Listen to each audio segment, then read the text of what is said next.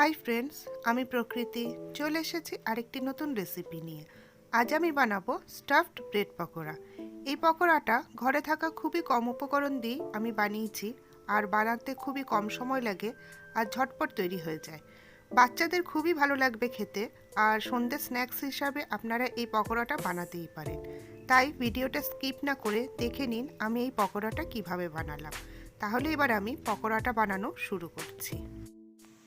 আমি আলু সেদ্ধ করে নিয়েছি আর একটু মেখে নিয়েছি। দিয়ে দেব দুটো মিডিয়াম সাইজের পেঁয়াজ কুচি, ধনেপাতা কুচি, কাঁচা লঙ্কা কুচি, হাফ চামচ দিয়ে দিচ্ছি গোলমরিচের গুঁড়ো, স্বাদ অনুসারে লবণ, হাফ চামচ মিক্সড হার্বস আর হাফ চামচ দিয়ে দিচ্ছি চিলি ফ্লেক্স।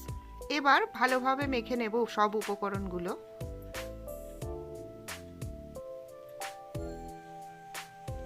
সব উপকরণগুলো ভালোভাবে মাখা হয়ে গেছে। এবার যাচ্ছি নেক্সট প্রসেসে।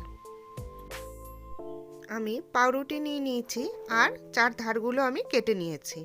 এবার ওই মাখা আলুর থেকে কিছুটা আলু আমি এই পাউরুটির ওপরে দিয়ে দেব। এবার ভালোভাবে ওপরটা আমি লাগিয়ে নিচ্ছি। খুব একটা পাতলা দেব না, একটু মোটা করেই দেব আলুর লেয়ারটা।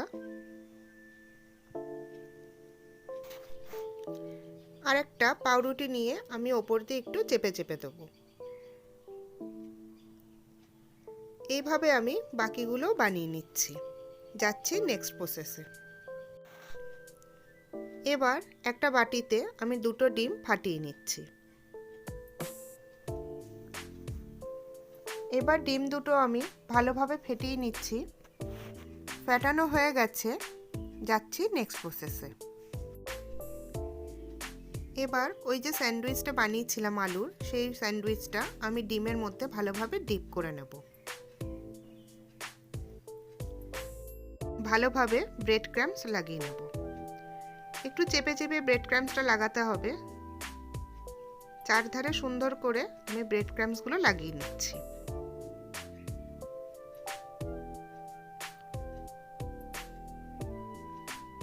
ব্রেড ক্রাম্বস লাগানো হয়ে গেছে। এইভাবে আমি বাকিগুলো তৈরি করে নিচ্ছি। সবগুলো পকোড়াই আমি রেডি করে নিয়েছি। এবার এই পকোড়াগুলো ভাজার জন্য একবারে রেডি।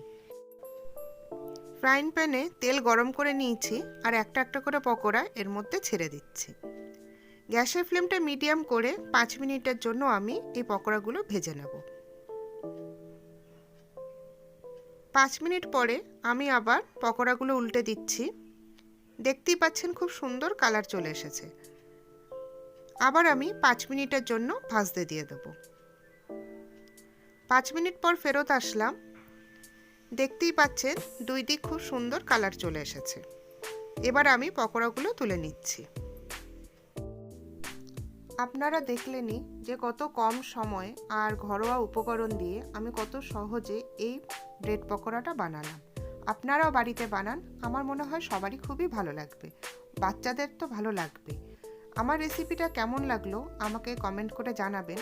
আর যদি ভালো লেগে থাকে তবে লাইক করবেন আর আমার চ্যানেলটাকে সাবস্ক্রাইব করবেন।